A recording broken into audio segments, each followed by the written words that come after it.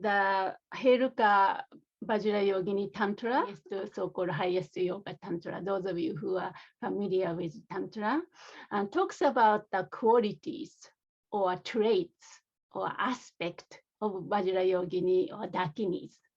Dakini is kind of undefinable, beyond the word or expression, but at the same time, classical text talks about the 6 traits or 6 characteristics of Dakini. So I thought it would be fun to embody each of those through today's exercises on dancing. What do you think, actually? Maybe you already have started the smell or flavor or embodiment of Dakini. I'm gonna just perhaps list and see how you can embody or how you feel about it in your body.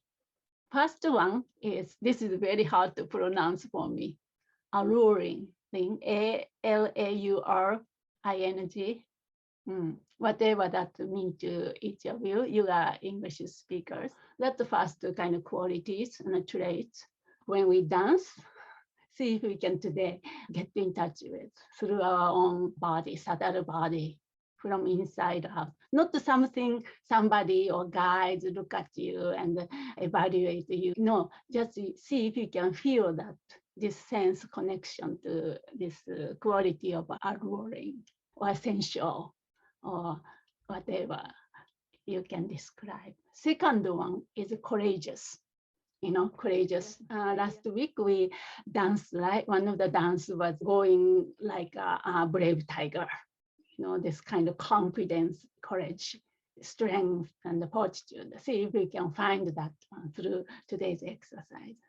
Number 3 is wild. Dakini has to be wild in a sense that not have to, but is wild. Wild in a sense that beyond the ordinary way of looking at things, kind of staying in a comfort zone. So when we dance, see if you can try something you never done. Some people might feel comfortable just very quiet and feel that's one way. But today I invite you to allow the music to guide you to move your body. Then see if you can go beyond your comfort zone, so to speak. So wild as possible. Nobody judging. I really want you to enjoy that. How does that feel? Have a fun with your body through this kind of dancing exercises and expressing this wildness. Fourth one is, this is interesting, frightening, a little bit of a kind of scariness in there. That's what the Heruka Tantra describes. What's that mean to each of you when you express?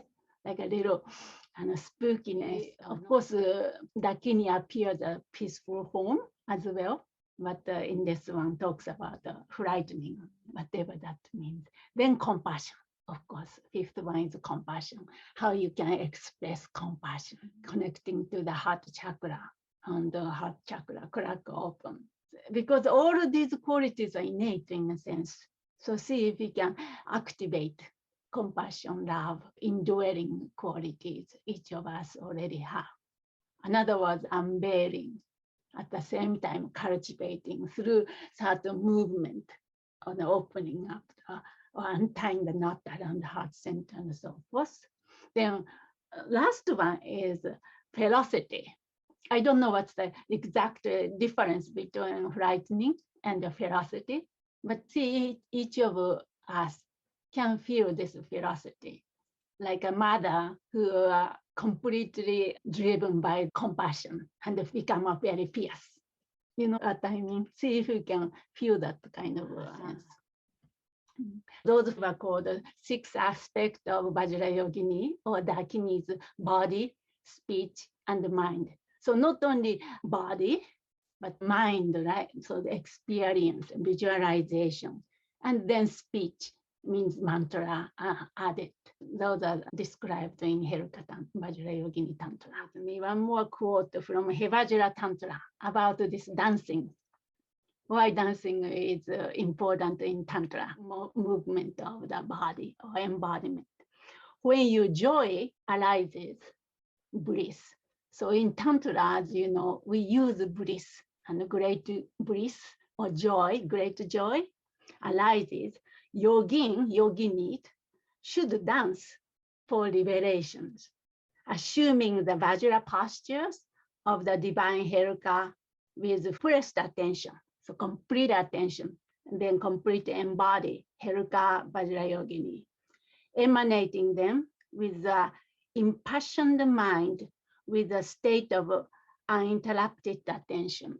When we do all the practices and the dancing exercise, see if we can let go of this concept, then completely one-pointed focus and the rest in the primordial awareness.